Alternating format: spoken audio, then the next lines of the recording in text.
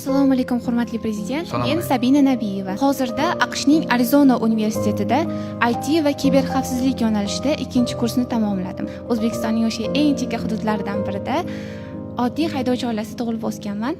Oiladan ro'zg'ordan ortkazib $200 imtihon xarajatlariga topish ota-onam uchun biroz qiyin bo'lgan. Baxtimga o'sha yili sizning tashabbusingiz bilan xalqaro imtihonlarda yuqori natija olgan talabalarga imtihon pullari to'liq qoplab beriladigan bo'ldi.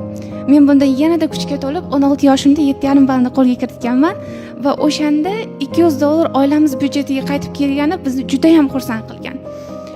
Oilaviy sharoit taqozosi bilan maktabda o'qiyotgan davrimdayoq ishlashimga to'g'ri kelgan. IELTS'ni olib, ingliz tilidan dars berardim va ukam ikkalamizni IT parkdagi darslarimizga pul to'lardim. Shunday qilib, maktabni bitirish arafasida men nufuzli universitetlarning bir nechtasiga o'qishga qabul qilindim va El-Yurt Umidi jamg'armasi stipendiyasini qo'lga kiritib, kiberxavfsizlik bo'yicha ilg'or bilimlar olish uchun Amerikaga yo'l oldim. Bilasizmi, hurmatli prezident, Amerikada o'qib yurgan paytimda sizni G'afur G'ulomning "Siz axir osmonni olmoqchi bo'lsangiz, men uchun yelkamni tutib bermang" degan gaplarni takrorlaganingizni eshitib yig'lab yuborganman, chunki o'tgan yili San-Fransisko shahrida bo'lib o'tgan dunyodagi eng katta hakaton Calhex'da qatnashib g'olib bo'lgan birinchi o'zbek qizi bo'ldim.